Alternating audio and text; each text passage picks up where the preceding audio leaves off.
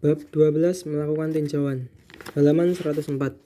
Review atau melakukan tinjauan adalah kegiatan yang dilakukan secara sistematis untuk mengevaluasi bagaimana rencana kerja dijalankan, termasuk di dalamnya memantau pencapaian sasaran dengan cara mengukur kemajuan setiap tahap dan melakukan tindakan perbaikan yang diperlukan jika terjadi penyimpangan selama perjalanan menuju sasaran yang telah ditentukan.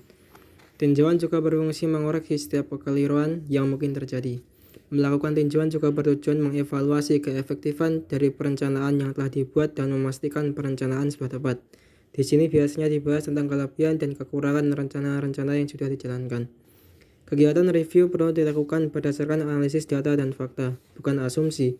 Kita pun dapat menilai secara objektif dan dapat memahami sesuatu dengan lebih mendalam dari berbagai sudut pandang. Halaman 105.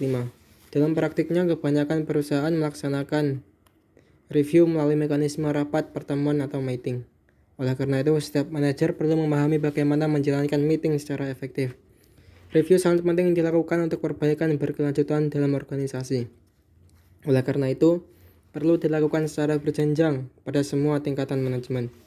Tinjauan harian, daily review meeting, dilakukan oleh supervisor dengan para pelaksana untuk memantau jalannya operasi bisnis dan mengukur kemajuan setiap proses sekaligus sebagai sarana evaluasi untuk melihat pencapaian sasaran.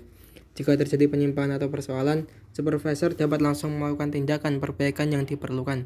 Dengan begitu, jalannya operasi bisnis dapat kembali ke dalam jalur yang telah ditetapkan. Tinjauan mingguan, weekly review meeting, dilakukan oleh manajer dengan supervisor untuk memantau pencapaian sasaran sekaligus mengukur dan mengevaluasi efektivitas penerapan dari setiap sistem operasi manajemen dan perencanaan yang telah disusun, termasuk di dalamnya melakukan evaluasi untuk melihat dan mengatasi masalah-masalah yang menghambat tercapainya sasaran. Halaman 106. Dalam WRM, manajer dan supervisor diharapkan mampu mengantisipasi setiap potensi persoalan yang mungkin muncul sehingga dapat melakukan tindakan pencegahan. Dalam WRM, manajer dan supervisor diharapkan mampu mengantisipasi setiap potensi persoalan yang mungkin muncul sehingga dapat melakukan tindakan pencegahan. Pengantisipasian ini dapat membantu manajer dan supervisor meningkatkan kemampuan konseptualnya sehingga dapat bekerja dengan lebih baik. Tinjauan bulanan, monthly review meeting. Tinjauan bulanan, monthly review meeting, dilakukan oleh direktur dengan manajer. Pertemuan ini secara khusus membahas semua pencapaian yang telah diraih sekaligus sebagai evaluasi menyeluruh terhadap kinerja masing-masing fungsi atau departemen. Dalam rapat tinjauan, manajemen juga mengevaluasi dan mengkoreksi setiap kekeliruan, keputusan, dan tindakan yang mungkin terjadi. Sesi pemecahan masalah, problem solving, ada kalanya diperlukan jika terdapat hal-hal yang menghambat tercapainya sasaran. Namun, untuk masalah-masalah yang kompleks disarankan dibahas secara terpisah dalam sesi khusus.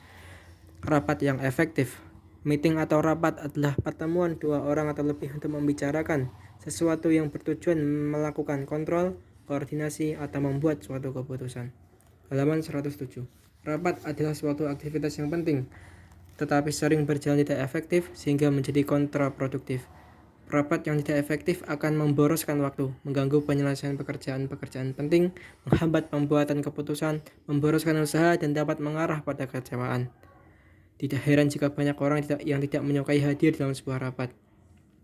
Sebelum melaksanakan rapat, tujuan pelaksanaan rapat perlu ditetapkan terlebih dahulu. Oleh karena itu, saat akan mengadakan rapat, bertanyalah dulu kepada diri sendiri, mengapa perlu mengadakan rapat ini. Jangan melakukan rapat jika tidak ada maksud yang jelas. Hal ini hanya akan membuang-buang waktu. Ada beberapa kesalahan yang menyebabkan rapat menjadi tidak efektif. Halaman 108. 1. Peserta sering terlambat. Faktor penyebab kebiasaan. Rapat selalu dimulai molor atau tidak tepat waktu, tidak terjadwal, dadakan, kurangnya pemberitahuan. 2. Membosankan. Faktor penyebab agenda rapat tidak jelas, yang dibicarakan selalu itu saja, yang berbicara selalu orang yang sama. 3. Bertele-tele dan terlalu lama. Faktor penyebab pembicaraan keluar dari agenda, penyampaian tidak langsung pada pokok pembahasan, pembicaraan berulang-ulang, tidak ada pengaturan waktu. 4. Ajang penghakiman atau sesi teguran. Faktor penyebab rapat digunakan sebagai tempat untuk memahami bawahan dan bagian atau fungsi lain yang kinerjanya buruk tanpa memberikan solusi nyata. 5. Ajang pelaporan. Halaman 109. Faktor penyebab, rapat digunakan sebagai sarana pengaduan bagian atau departemen lain. 6. Keputusan tidak dibuat. Faktor penyebab, tidak cukup informasi, debat kusir yang berkepanjangan, ada anggota utama sebagai pengambil keputusan yang tidak hadir. 7. Tidak ada tindakan. Faktor penyebab, informasi yang diperlukan kurang lengkap, bisa terjadi karena peserta kurang persiapan akibat agenda rapat tidak dikomunikasikan sebelumnya atau tidak ada komitmen dari peserta. 8. Pemaksaan kehendak. Faktor penyebab, pemimpin rapat atau atasan hanya memberikan komunikasi satu arah dan bersifat instruksi langsung. Halaman 110. Solusi meeting yang efektif. 1. Tetapkan tujuan. Perlu ada kejelasan tentang hal yang ingin dicapai dalam sebuah rapat. Dengan kejelasan tujuan, peserta mengetahui arah rapat yang diikutinya sehingga yang bersangkutan akan menyiapkan diri dengan baik. 2. Batasi peserta. Hanya bagi mereka yang memiliki kontribusi langsung atau mereka yang dapat mengambil langkah terhadap hal-hal yang dibahas. 3. Tetapkan waktu. Pilih waktu yang paling cocok dan sesuai dengan peserta yang akan hadir. 4. Mulai dan akhiri rapat tepat waktu. Upayakan mengikuti agenda yang telah ditetapkan. 5. Susun acara dengan jelas. Sebelum rapat dilaksanakan, beritahukan kepada seluruh peserta tentang agenda yang akan dibicarakan, sehingga peserta memiliki persiapan yang cukup. 6. Berpegang teguh pada agenda. Batasi topik dan waktu pembahasannya. Pembahasan harus tetap sesuai dengan agenda rapat. Perbincangan jangan sampai keluar dari topik utama. Hindari pembawaan cerita atau apapun yang akan membawa rapat menyimpang dari tujuan utamanya. Jika muncul persoalan atau hal lain, identifikasi, diskusikan, dan selesaikan dalam forum yang berbeda. 7. Ada notula atau catatan rapat. Tetapkan seseorang sebagai penulis yang bertugas mencatat atau merekam semua pembahasan dalam rapat. 8. Tetapkan daftar tindakan. Beserta tenggat waktunya sebagai tindak lanjut dari pembahasan rapat. 9. Tetapkan penanggung jawab pelaksana. Untuk setiap daftar tindakan, sertakan juga matriks racinya. 10. Evaluasi pelaksanaan rapat. Apakah tujuan rapat tercapai? Apa komitmen spesifik yang diinginkan oleh setiap peserta? Apakah sudah mendapat komitmen dari peserta? Apakah sudah dibuat action plan atau rencana tindakan? Siapa penanggung jawabnya? Apakah batas waktunya sudah ditetapkan? 11. Tetapkan aturan main. Aturan ini dibuat untuk memastikan setiap pelaksanaan rapat dapat berlangsung dengan lancar dan menyenangkan. Aturan main ini dibuat dan diputuskan oleh semua anggota sehingga semua akan mematuhi aturan yang telah dibuat bersama. Halaman 112. Berikut beberapa contoh aturan main untuk sebuah rapat. No excuses. Semua peserta tidak boleh memberi alasan yang dibuat-buat untuk mencari pembenaran atas suatu peristiwa. Reason. Setiap menjelaskan sesuatu harus dilakukan sesuai dengan data dan fakta atau kenyataan. Rotasi pemimpin rapat. Pemimpin rapat tidak harus mereka yang menduduki posisi jabatan tertinggi. Rotasi tempat duduk. Peserta rapat tidak selalu duduk di tempat yang sama setiap kali rapat. Peserta yang datang terlambat diwajibkan membayar denda keterlambatan, misalnya 1.000 per menit keterlambatan.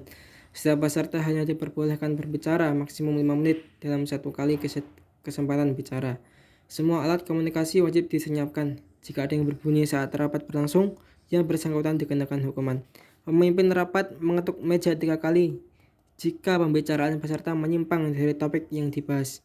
Apabila rapat berakhir melewati waktu yang ditentukan, pemimpin rapat diberikan sanksi membayar makan siang atau malam setiap peserta yang hadir. 113.